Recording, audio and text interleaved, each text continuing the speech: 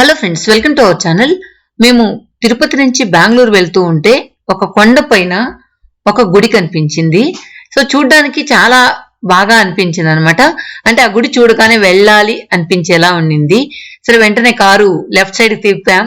So ఈ road లో వెళ్తున్నాం. సో ఇక్కడ ఏం తెలియదు మాకు, అసలు ఏ గుడి ఏంటి అని తెలియదు. తర్వాత తెలుసుకున్నాం అది గుడి ఎవరిది ఏంటి అనేది. ఇది తిరుపతికి చాలా దగ్గరలో ఉంది. ఒక చిన్న పల్లెటూరు లాగా అనిపిస్తుంది. చూసేందుకు ఎక్కువ ఇళ్ళు కూడా లేవు. సో ఇప్పుడు మనం వెళ్తున్నాం కొండ దగ్గరికి. సో అక్కడికి వెళ్ళాక దాన్ని చూస్తూ మాట్లాడుకున్నాం.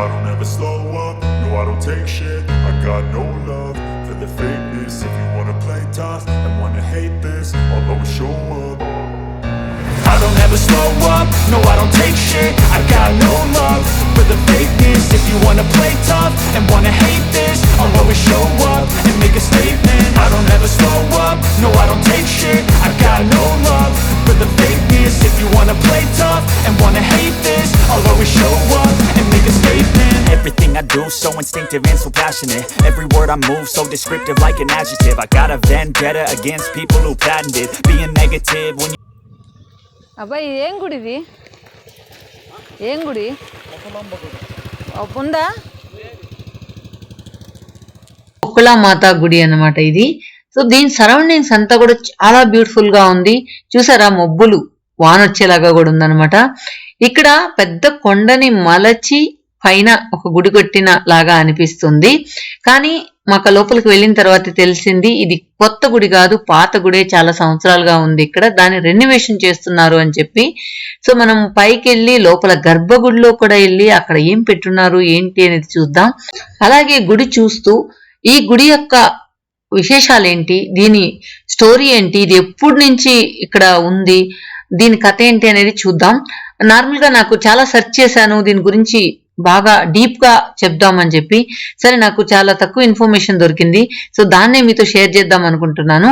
సో చాలా మందికి సుత్తి సోది అనిపిస్తూ ఉంటుంది, కానీ దీని గురించి మనం కరెక్ట్ గా తెలుసుకుని గుడి చూస్తే బాగుంటుందని చెప్పి నేను చెప్పడం జరుగుతుంది. ఫ్రెండ్స్, ఇది భక్తులాంబ గుడి అంట. అప్పుడే చూడడానికి చాలా బాగుంది అనమాట. కొండని చెక్కి చేయడం, దీని కథ దీని ఏంటో మనకు తెలియదు. ట్రై చేద్దాం, వచ్చేయండి. గుడి అయితే క్లోజ్ లో ఉందని చెప్పారు. సో ఈ సరౌండింగ్స్ అంతా కూడా చాలా బాగున్నాయి.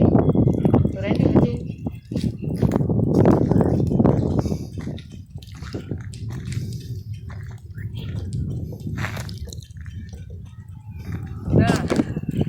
అక్క మాస్క్ వేసుకోలేదు అనే క్వశ్చన్ వస్తుంది అనమాట. ఇక్కడ ఎవరు లేరు, అందువల్ల ఫ్రీగా పడుతుంది. సో ఏంటంటే ఇక్కడ మనం గుడిని చూస్తూ గుడి యొక్క కథ తెలుసుకుందామని ఇందాకే అనుకున్నట్లు, ఇది ఏంటి అంటే నేను జస్ట్ కొంచెం ఇన్ఫర్మేషన్, నాకు తెలిసిన ఇన్ఫర్మేషన్ మీతో షేర్ చేస్తాను. మీకు ఇంకా దీని గురించి బాగా డీప్ గా తెలిసినట్లయితే కనుక మీరు కూడా కమెంట్స్ లో షేర్ చేస్తే సో మన వాళ్ళందరికీ కూడా తెలుస్తుంది. పరిస్థితుల ప్రభావానికి కాలగతికి ఎవరు అతీతులు కారని ఇలా రూపురేఖలు కోల్పోయి ఒకనాటి వైభవానికి నిదర్శనంగా మిగిలిన ఈ ఆలయం, అంటే మనం ఇప్పుడు చూస్తున్న ఆలయం నిదర్శనం.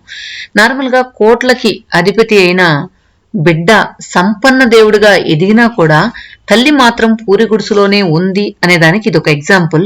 ఈ ఆలయం శతాబ్దాల తరబడి రూప దీప నైవేద్యాలకు కనీసం భక్తులు సందర్శించుకునేందుకు కూడా నోచుకొని ఈ ఆలయం అతి కొద్ది రోజుల్లోనే పూర్వ వైభోగం రానుంది. ఇది పేరూరు కొండపై ఉందన్నమాట. సో మన పూర్వీకులు నిర్మించిన ప్రతిష్ట కలిగిన దేవాలయాలన్నీ కూడా కొండపైనే ఉంటాయి. ఒకులమాత ఆలయం కూడా పేరూరు కొండపైనే ఉంది. ఈ ఆలయ నిర్మాణం 500 ఏళ్ల క్రితం శ్రీకృష్ణరాయల కాలంలో జరిగినట్లు స్థానికులు పేర్కొంటున్నారు. 50 ఎకరాల్లో ఈ కొండ విస్తరించింది. అక్కడే పరిమళ పుష్కరిణి, నారద తీర్థం ఉండేవని పేర్కొన్నారు. తిరుమలకు వచ్చే భక్తులందరూ కూడా ఇక్కడికే వచ్చి అక్కడే భోంచేసి అక్కడే వంట చేసుకుని అక్కడే నిద్రపోయి రెస్ట్ తీసుకుని తర్వాత మళ్ళీ కొండకి నడిచిపోయే వాళ్ళంట. కానీ ఇక్కడ హైదర్ అలీ దండయాత్రలో దెబ్బతినిన్న చాలా దేవాలయాలు ఇది కూడా ఒకటని చెప్పొచ్చు. కానీ ఇది మొత్తం దేవాలయం నాశనం కాలేదు. ఎన్ని ఆలయాలు కుప్పకూల్చినా ఒకులమాత ఆలయం మాత్రం పాడు కాలేదు. కానీ ఆ విగ్రహం ధ్వంసం చేశారు. తర్వాత శతాబ్దాల పాటు ఈ ఆలయంలో కనీసం పూజకు కూడా నోచుకోలేదు. చాలా మంది ఈ ఆలయం ఆమెది కాదని వాదించారు. టీటీడీని కూడా కోరడం జరిగింది ఇలా మళ్ళీ పునరుద్ధరించడానికి. సో వాళ్ళు కూడా అప్పుడు పట్టించుకోలేదు. కానీ ఇప్పుడు మాత్రం కోర్టులు కేసులు అది ఇది అన్ని చేసేసిన తర్వాత ఫైనల్ గా మొత్తానికి రెన్యువేషన్ అయితే జరుగుతూ ఉంది. ఇప్పుడు ఇంకా రాజకీయ నాయకులు కూడా దీనిలో తోడ్పడడంతో శరవేగంగా జరుగుతుంది. ఇప్పుడు మనం ఇది ఒకులమాత ఫోటో అన్నమాట, లెఫ్ట్ సైడ్ లో ఉంది చూసారు కదా, ఒకులమాత, కిందేమో వెంకటేశ్వర స్వామి, అలివేలు మంగమ్మ. ఇప్పుడు మనం గర్భగుడిలోకి వెళ్తున్నాం. సో గర్భగుడిలోకి వెళ్ళే అవకాశం మళ్ళీ ఎప్పుడు రాదు, కానీ ఇప్పుడు మాత్రం మనం చూడొచ్చు లోపలంతా కూడా చిన్న రూమ్ గా కట్టున్నారనమాట. ఇక్కడే మనం విగ్రహ ప్రతిష్ట చేసిన తర్వాత మళ్ళీ చూద్దాం. ఇక్కడే విగ్రహ ప్రతిష్ట చేయబోతున్నారు చూసారు కదా, కరెక్ట్ గా ఈ స్థానంలోనే విగ్రహ ప్రతిష్ట జరుగుతుంది. తర్వాత ఇవి కొన్ని అయితే మొత్తం కూడా పాతకాలం ఉన్న గుడేనే, పైన మాత్రం రెనోవేషన్ చేశారు. అదే విధంగా కింద కూడా ఫ్లోరింగ్ అంతా కూడా తీసేశారు. ఇదంతా పాత గుడి, ఆ చుట్టూ ఉన్నదంతా కూడా మళ్ళీ ఇప్పుడు కట్టుతున్నదన్నమాట. కానీ ఇక్కడైతే చుట్టూ సరౌండింగ్స్ చూస్తుంటే నిజంగా ఈ గుడి నుంచి రాబుద్ది అవ్వదు అనమాట. అంత బాగుంది చుట్టూ సరౌండింగ్స్ కానీ, వాటరు, గ్రీనరీ, కొండలు అన్ని చూస్తుంటే చాలా బాగుంది. చూడండి ఒక్కసారి నేను వ్యూ చూపిస్తాను. ఇక్కడ నుంచి నేను చూపించడానికి ప్రయత్నం చేశాను కానీ ఆ రైలింగ్ అయితే చాలా హైట్ లో ఉండడం వల్ల నేను అటువైపు నుంచి ఆ ఏరియల్ వ్యూ అనేది చూపించలేకపోయాను. ఇంకా మన దగ్గర డ్రోన్ గన్ ఉంటే ఎక్సలెంట్ గా నేను చూపించుండేదాన్ని దీన్ని. చూసారా, ఇదంతా కూడా పైన ఉన్నది కూడా మొత్తం కూడా పాత దేవాలయమే. కానీ ఇప్పుడు చూడండి సరౌండింగ్స్ ఎంత బ్యూటిఫుల్ గా ఉందో, చాలా బాగుంది కదా. అదే విధంగా మనకు ఇక్కడ కొండ మీద దేవస్థానాలు అన్నీ కూడా కొన్ని సరౌండింగ్స్ అంతా బాగుండవు, కొన్ని అయితే అక్కడి నుంచి చూస్తూనే ఉండిపోవాలనిపిస్తుంది. ఇక కథలోకి వెళ్ళినట్లయితే బిడ్డ కోసం 4 యుగాల నిరీక్షణ. అదేంటంటే దేవతల తల్లి అతిథి విష్ణుమూర్తి తనకు కొడుకుగా కావాలని తలపించింది. కాకపోతే విష్ణుమూర్తి కొన్ని వేల సంవత్సరాలు తపస్సు చేయగా విష్ణుమూర్తి వామనావతారంలో అతిథిదేవి గర్భంలో జన్మిస్తాడు. కాకపోతే పుట్టడంతోనే చేతిలో కమండలం, మరో చేతిలో గొడుగుతో 5 సంవత్సరాల వయసు గల పిల్లవాడిగా పుట్టి బలిచక్రవర్తి చేసే యాగశాల వైపు వెళ్ళనారంభించాడు. కన్న కొడుకు తీరులో తల్లడిల్లిన ఆ తల్లి, పుట్టడంతోనే అలా వెళ్ళిపోయావు, కనీసం గోరు ముద్దలైనా తినిపించలేదు, ఇదేనా నా తప ఫలితం అని బాధపడింది. దీంతో అమ్మ అందుకు విచారపడకు, త్రేతాయుగంలో నీ కోరిక తీరుస్తా అని వామనుడు మాట ఇచ్చాడు. ఇక త్రేతాయుగంలో రామావతారంలో అతిథి శబరిగా జన్మిస్తుంది. క్రితం జన్మలో విష్ణుమూర్తి తనకిచ్చిన మాట కోసం ఎదురు చూస్తుంది. రాముడు శబరి మాత ఇచ్చిన పండ్ల తిని మాట నిలబెట్టుకుంటాడు. మళ్ళీ శబరి బాధతో కనీసం నాతో కలిసి కొన్ని రోజులైనా ఉండవా అంటూ కన్నీళ్లు పెట్టుకుంటుంది.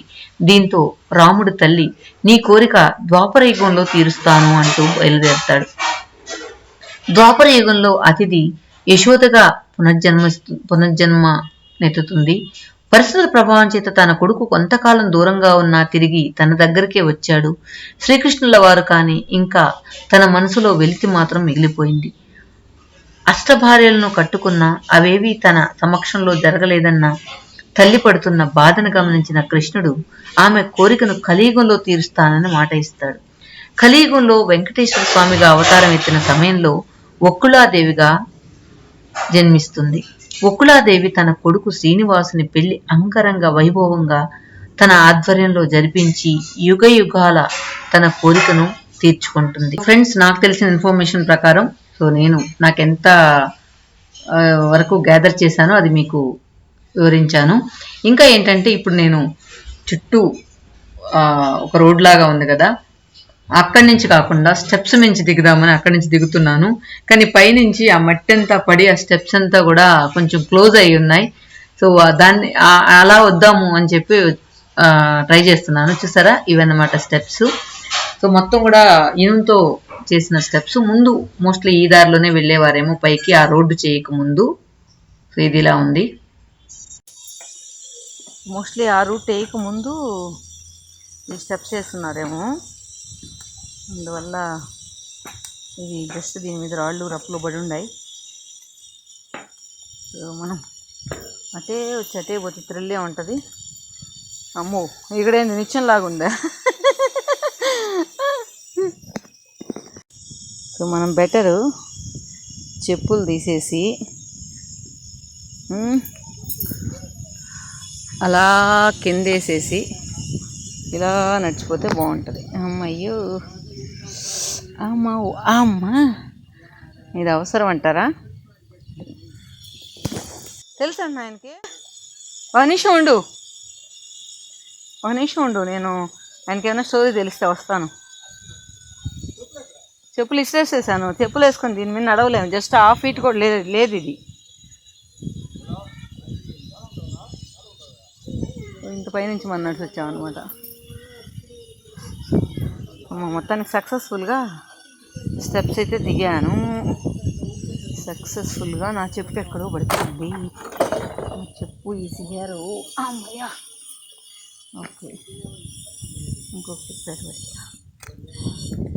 అనమాట. సో ఈ మొత్తానికి కొండ అయితే దిగేసాం. సో వచ్చేటప్పుడు దారిలో కూడా ఒక అతను దాని గురించి ఎక్స్ప్లెయిన్ చేశాడు, కానీ నాకు ఎందుకు అది అంత ఎఫెక్టివ్గా అంత ఇంట్రెస్ట్గా అనిపించలేదు. అందువల్ల ఇదో ఈ తాత అనమాట. కానీ అది నాకు నచ్చలేదు, అంటే ఏదో చెప్పేస్తున్నాడు. అందువల్ల నేను దాన్ని అంతా ఎడిట్ చేసేసాను. ఇక మనం బయలుదేరాం బెంగళూరుకి. సో మీరు ఎప్పుడైనా ఈ దారిలో వెళ్తుంటే దాన్ని ఒకసారి చూడండి ఎలా ఉంది ఆ టెంపుల్ అని. మోస్ట్లీ ఇంకా ఒక 4-5 months తర్వాత ఓపెన్ అయిపోతుంది అనుకుంటా. Okay friends, thank you for watching.